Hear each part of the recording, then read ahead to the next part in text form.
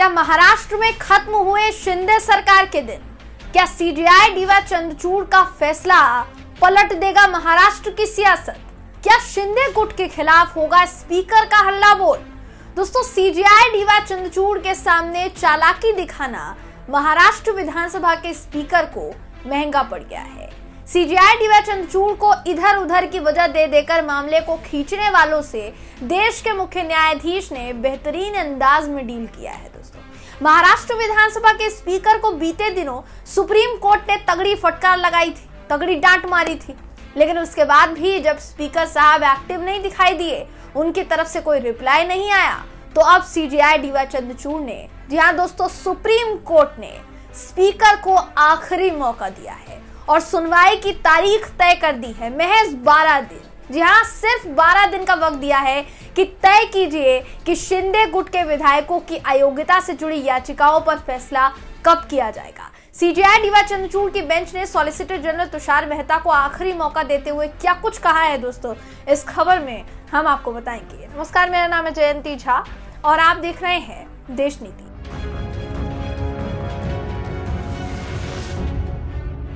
देश नीति, केवल सच्ची और पक्की खबरें। देश की सुप्रीम अदालत ने बहुत बड़ा कदम उठाया है। दोस्तों, सुप्रीम कोर्ट ने महाराष्ट्र विधानसभा के स्पीकर राहुल नार्वेकर को आखिरी मौका देते हुए ये कहा है कि जल्द से जल्द याचिकाओं पर फैसले की समय सीमा यानी डेडलाइन तय कीजिए।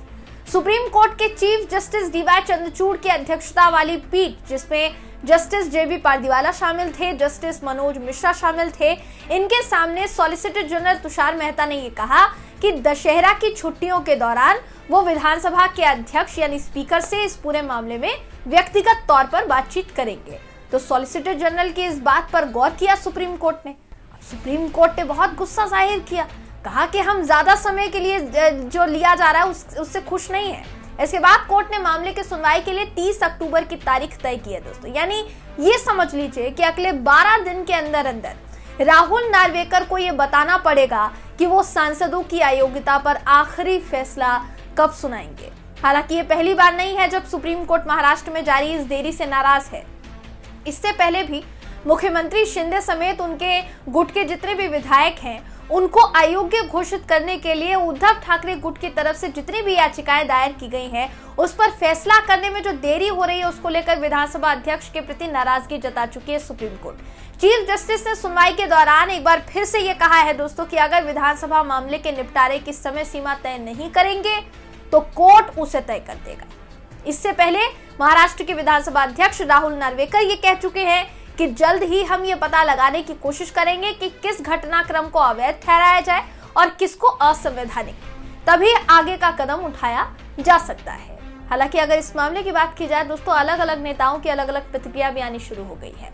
शिवसेना यूबीटी के नेता हैं, सांसद हैं संजय राउत। इन्होंने कहा कि सुप्रीम कोर्ट एक खूनी को, एक हत्यारे को मौत की सजा देता है, लेकिन उसे फांसी देने के लिए जल्लाद की जरूरत होती है। जज खुद हत्यारे को फांसी नहीं देते, जल्लाद के रूप में कार्य करने का अधिकार विधानसभा अध्यक्ष को दिया गया है। उन्हें लोकतंत्र के हत्यारों को फांसी पर लटकाना ही होगा, ये संजय राउत का बयान है। दोस्तों, वहीं दूसरी तरफ शिवसेना यूबीटी नेता हैं और महाराष्ट्र के पूर्व मंत्री रह चुके हैं अनिल परब। इन्होंने विधायकों की अयोग्यता याचिकाओं पर फैसला करने में जो देरी हो रही है, उसको लेकर स्पीकर राहुल नार्वेकर पर निशाना साधा और ये कहा कि पीठासीन अधिकारी सर्वोच्च न्यायालय की फटकार के बिना इस पूरे मामले पर आगे नहीं बढ़ने वाले। इससे पहले सुप्रीम कोर्ट ने नार्वेकर को शिवसेना के दोनों गुटों की ओर से जो दायर याचिकाएं हैं, उस पर फैसला करने के लिए एक वास्तविक समय सीमा निर्धारित करने की बात कही थी, अवसर दिया था कि आप जल्द से जल्द तय कीजिए। अब अनिल परब का कहना है कि महाराष्ट्र विधानसभा के अध्यक्ष शायद इस भ्रम में है कि उच्चतम न्यायालय के आदेश जो है उन पर लागू नहीं होते, उच्चतम न्यायालय का डंडा पड़े बिना उन्हें ये बात समझ में नहीं आई। तो इसी तरीके के दोस्तों बयान इस वक्त यूबीटी सांसद हो या फिर यूबीटी से जुड़े तमाम नेता हो जो पहले मंत्री रह चुके हैं महाराष्ट्र सरकार में, उनकी तरफ से लगातार बयान सामने आ रहे हैं और सीधे तौर पर राहुल नार्वेकर पर निशाना साधा जा रहा है। देखिए, राहुल नार्वेकर की बात अगर की जाए तो इससे पहले, जैसा मैंने शुरुआत में ही आपको बताया, सुप्रीम कोर्ट की तरफ से उनको फटकार लगा दी गई थी, क्योंकि वो जो पूरा फैसला है उस पर लास्ट टाइम जब सुनवाई हुई थी दोस्तों, 18 सितंबर को सुनवाई हुई थी। 18 सितंबर के बाद से लेकर अब तक राहुल नार्वेकर ने उन याचिकाओं पर गौर नहीं किया, उन याचिकाओं पर कोई फैसला नहीं लिया। अभी बीते दिनों जब सुप्रीम कोर्ट की नाराजगी भरा जो बयान सामने आया था सुप्रीम कोर्ट की तरफ से, तो कई मीडिया चैनल्स के पत्रकारों ने राहुल नार्वेकर से पूछा कि समय सीमा निर्धारित करने के लिए आपको कहा गया है। तो राहुल नार्वेकर छूटते कहते हैं कि समय सीमा के बारे में मुझे ऐसी कोई जानकारी नहीं है कि सुप्रीम कोर्ट ने ऐसा कुछ आदेश में कहा हो, क्योंकि सुप्रीम कोर्ट ने ऐसा आदेश में कुछ भी नहीं कहा है। लेकिन सुप्रीम कोर्ट ने जो भी आदेश दिया है उसका पूरी तरह से हम पालन करेंगे और मैं जल्द से जल्द उस पर अमल करने की कोशिश करूंगा। हालांकि अगर जल्द से जल्द अमल करने की कोशिश होती तो अभी दोबारा सुप्रीम कोर्ट को चेताना नहीं पड़ता।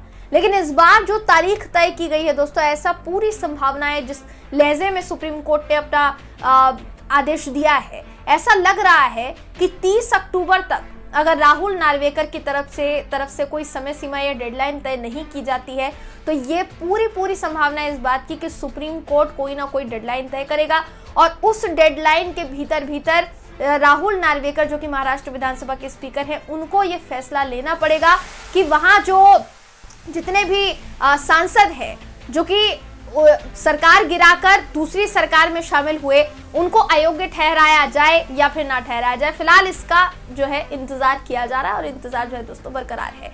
इस पूरी खबर को लेकर आप क्या सोचते हैं, आपकी क्या राय है, कमेंट करके जरूर बताइएगा। वीडियो अगर आपको पसंद आया हो तो वीडियो को लाइक कीजिए, शेयर कीजिए, चैनल को सब्सक्राइब करना बिल्कुल भी ना भूलें। फिर मुलाकात होगी आपसे अगली वीडियो में, तब तक के लिए नमस्कार।